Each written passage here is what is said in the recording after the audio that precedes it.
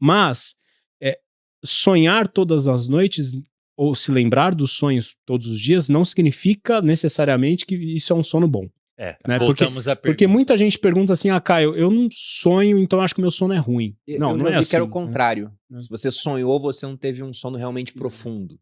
Não tem a ver. Não, depende, porque se lembrar ou não dos sonhos, como eu disse, depende de outros fatores, né? Então, quando você acorda do sono REM, né?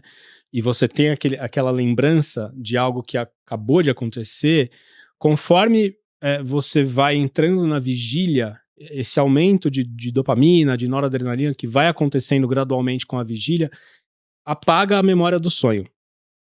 Né? Então, se você quiser se lembrar dos seus sonhos, acorde e já anota. Né? Porque a tendência é que esse fragmento de sonho ele vai desaparecendo da sua memória ao longo do dia. Né? Então, é por isso que os psicoterapeutas que fazem análise de sonhos, eles falam para os pacientes... Acordar e lembrar. Anotem os sonhos e tragam para mim, para a gente ter material de análise. Mas não é atrelado a uma maior qualidade de sono. Não necessariamente. Né? Aliás, existem distúrbios de sono muito específicos que envolvem sonhos. Né? Pessoas que têm sonhos muito vívidos, muito agitados, que atuam o que estão sonhando, né? Doenças neurológicas graves que podem acontecer e que cursam com esse tipo de alteração. Eu tenho um conhecido que sempre que ele toma melatonina, ele falou, nossa, a Malu também tem isso, tem uns sonhos muito loucos, mas no caso dele, ele falou, cara, toda vez que eu tomo, eu sonho que eu tô sendo abduzido. É horrível. Aí ele parou de tomar. Melatonina? Ele chegou a perguntar, né? Será que era real? É um dos principais efeitos indesejados da melatonina. Sonho. Sonho vívido. Pra mim eu não sabia disso. Achei que era só... Não, pra mim, eu tenho que... Se eu for tomar, é uma dose muito pequena e mesmo assim, eu não... Mas não tem como se a dose ser pequena, né? Porque a suplementação com melatonina é muito maior do que o corpo produz, né? É muito maior. O corpo produz o que é... Mas é interessante porque, por exemplo, a melatonina, ela é indicada... por exemplo, para tratamento de transtorno comportamental do sono REM, que é uma doença neurológica bem específica, só que a gente usa dose alta, né? 10 miligramas, 12 miligramas. Caramba. Melatonina como suplementação, o que é liberado, por exemplo, hoje no Brasil, que você compra na gôndola, é 0,21 miligrama.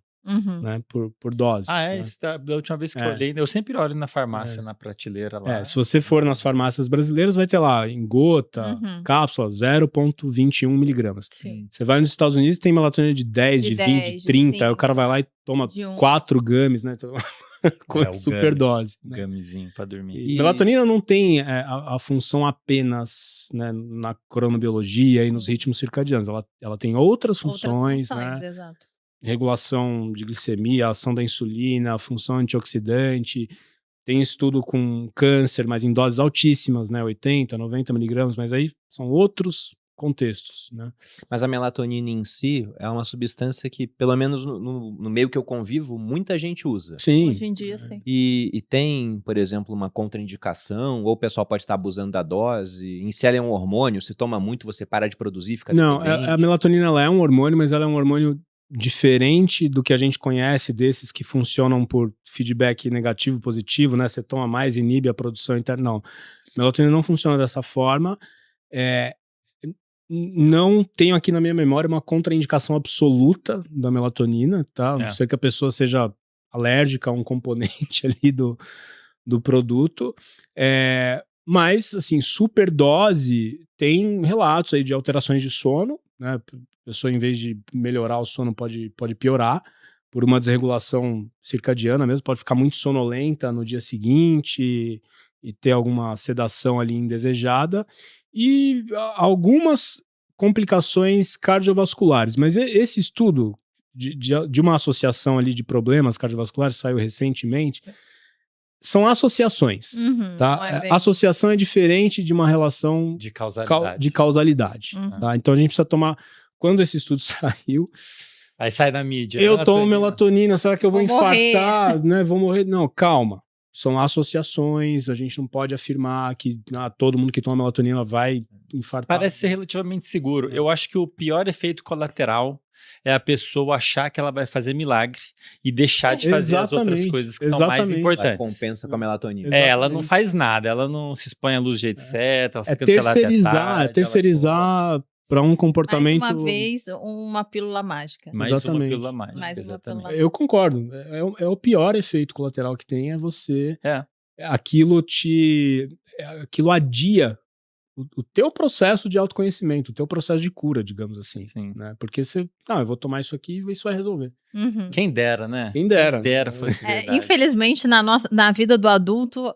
Quase nada é assim. Acho que nada. Eu não conheço nada que é assim. Você faz uma mudança assim. O caminho mais longo que exige mais esforço costuma ser o correto. Exato. Como dizia o Chapeuzinho Vermelho, na linha dela lá. E se a gente tivesse que falar, então, de um dia perfeito para um sono maravilhoso, seria acordar sempre no mesmo horário? Existe um horário?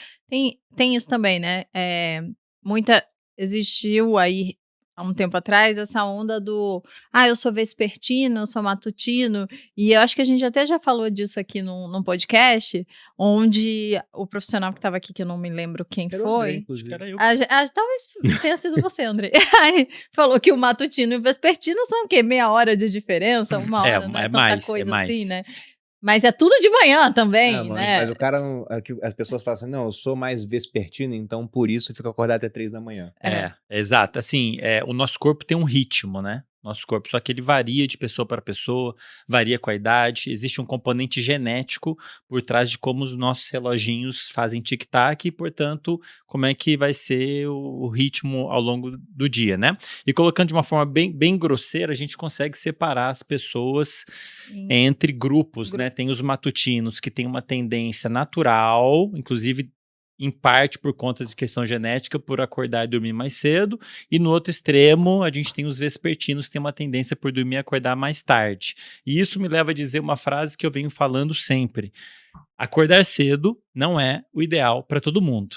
Pode ser o ideal para alguns grupos, para outros grupos você mais atrapalha do que ajuda, porque se você pede para alguém que tem uma tendência por dormir e acordar mais tarde, força ela a acordar e dormir cedo, ela vai sofrer mais. É como se ela tivesse que ficar lutando contra o ritmo biológico dela. Mas o que seria o acordar cedo? Então, o principal, depois, Caio, por favor, você mergulha aqui e me ajuda, mas assim, o principal referência que a gente pode ter é o horário do sol nascer e o sol se pôr. Por quê? Porque o estímulo luminoso é de fato um dos principais fatores, se não o principal fator. Uma referência incontestável. É, uma referência que o seu corpo tem para estar de dia ou estar de noite. Então a gente usa ele como referência. E quem seria e também tem que considerar que dependendo de onde você está no planeta uma e a época do móvel, ano, né? É uma referência móvel, mas seu corpo continua usando ela. Mas vamos pegar aqui no Brasil, que não muda tanto, talvez, ali próximo da linha do Equador, enfim. Um matutino ele tende a acordar antes, durante, logo depois do nascer do sol, um matutino médio, porque tem os extremos. Um vespertino médio em torno de umas 2, 3 horas depois. Então, está falando de uma diferença de umas 2 horas, 3 horas. A gente está falando aqui de médias populacionais. Médias populacionais, para pessoas terem uma ideia. E aí, a gente tem que chamar atenção para esses valores, porque senão a pessoa sai dizendo, eu sou vespertino e eu durmo, sei lá, durmo 3 da manhã e acordo. Talvez ela possa até ser o caso de ser um extremo vespertino. Tem mas então um matutino seria acordar às 6 e o vespertino às 8. Tipo isso, né? 8, 9. E claro que, assim, a gente tem esse aparato genético, né? A gente tem uma pessoa que pode produzir... Mas vamos lá. Então, peraí. O vespertino. Agora eu vou botar vocês em checkmate. Tá. Botou lá, foi na praia, que não tem, acampou na praia. Dormiu quando o sol se pôr 2 horas depois, 3 horas depois. O sol nasceu, tá lá na Bahia. O sol torando lá. Há 2 horas a pessoa vai estar dormindo? Não, mas é aí que tá a beleza do negócio, porque nós somos, uma espécie muito... a gente Essa é a minha questão. Isso é flexível, isso é flexível. Né? Mesmo um vespertino raiz, ele pode se adaptar. Entendi. Né? Voltando ao exemplo do meu consultório, pessoas na pandemia que se mudaram de São Paulo pro interior. Eram mais noturnas aqui em São Paulo e ficaram mais diurnas no interior. Então, esse é o meu questionamento. Elas sempre foram diurnas. O cara é vespertino, ele só é uma pessoa que acha que é porque ele tem mas aí você tocou num ponto interessante. Que, assim, a gente tem um aparato genético, a gente tem as curvas de cada um de produção de melatonina. Tem gente que tem o pico para mais tarde, tem gente que tem o pico para mais cedo. A gente tem a preferência da pessoa, Então, assim, eu tenho uma preferência mais matutina, eu tenho uma preferência mais vespertina, e você tem um terceiro elemento, que é o que acontece na vida real. E que aí envolve pressões, normalmente pressões sociais ou de trabalho, né? Tenho diversos pacientes que têm uma preferência matutina, mas que às vezes trabalham à noite, que são obrigados a trabalhar à noite. E o contrário também, tenho pacientes com preferência vespertina, mas que têm que acordar todo dia às 5 da manhã. E tem os que têm preferência vespertina, mas que na verdade iam ficar melhor com um ritmo matutino. Tem isso também. São vários fatores, porque você pergunta para a pessoa a preferência dela, como uma grande parte das pessoas não tem a menor ideia de como faz para dormir bem, questão de horário, às vezes a pessoa nem sabe o que é melhor para ela, porque ela nunca dormiu bem, ela nem sabe o que é você dormir num horário que é ideal para você. Então realmente é uma exploração multidimensional, a preferência dela, o horário que ela tá realmente dormindo, eventualmente vale a pena fazer teste de certa maneira, né, se for possível, para ver como que a pessoa vai se sentir. Teste nas férias, né? Nas férias. Dormir em livre curso, né? Fazer os diários de sono sem as pressões sociais. Acho que é bom citar o exemplo do jet lag quando a gente viaja, né? Então, assim, se você sai do Brasil, você vai para Londres, a tendência é que você tenha uma insônia lá, né? Se você sai de São Paulo e vai para Los Angeles, a tendência é que você fique mais sonolento de dia. Mas ao longo dos dias, o teu corpo vai se adaptando àquele ritmo. E como que a gente pode fazer para se adaptar mais rápido? Se manter ativo enquanto tá sol. Sim. E aí o teu ciclo circadiano... Seguir o ritmo do lugar, né? Exposição à luz. Ele vai se regularizando, né? Não é que, eu sou noturno e você noturno em qualquer lugar. Sim. Não. E eu tenho uma pergunta sobre pessoas que elas optam por dormir mais, né?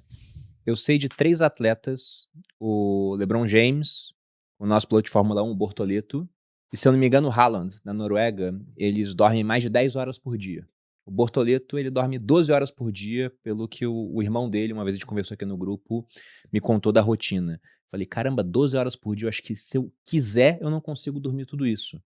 E parece que ele tem essa rotina já há alguns anos. Ele treina muito, 8 horas por dia no simulador, tem 4 horas do dia para fazer outras coisas e dorme 12 horas. Realmente dá pra gente falar que com mais sono desse jeito, você teria mais ganho de performance, mais regeneração, por exemplo, muscular, talvez com um pouco menos de tempo, mais? O que a gente sabe sobre isso hoje? Diz que os bebês têm que dormir 12 horas direto. Nunca Nunca aconteceu lá em casa. Não, direto não. Direto. Na internet falam que é direto. Eu acho que é Nunca importante... aconteceu lá em casa. Foi bom você citar isso, porque, primeiro é importante a gente lembrar que o sono e como o sono acontece varia de acordo com a faixa etária. Tá? Esse é um ponto. Tá? O sono do recém-nascido é de um jeito. Horário e duração, né? O sono da primeira infância é de um outro jeito, do adolescente é de outro, do adulto é de outro jeito, do idoso é de outro e por aí vai. Quando a gente pega os outliers, né, a gente tem que ter muito cuidado, porque às vezes a pessoa olha a rotina do Cristiano Ronaldo e quer ser o Cristiano Ronaldo, não consegue ser o Cristiano Ronaldo. Esses caras são os né? extremos. Então, assim, são outliers, né? O Bortolotto é o Bortolotto, o Cristiano Ronaldo é o Cristiano Ronaldo, o Phelps era o Phelps. Então, assim, para dizer se de fato isso aumenta a performance dele, a regeneração muscular, eu tenho que fazer um estudo nele. Ele vai ser o parâmetro de comparação assim, com ele mesmo. E ainda assim a gente não vai conseguir generalizar esses dados. Né? E para dizer se ele tá dormindo mesmo 12 horas, eu preciso ligar um eletroencefalograma nele ali. Eu não consigo, eu não sei. Ele tá falando que ele dorme 12 horas, mas eletroencefalográfico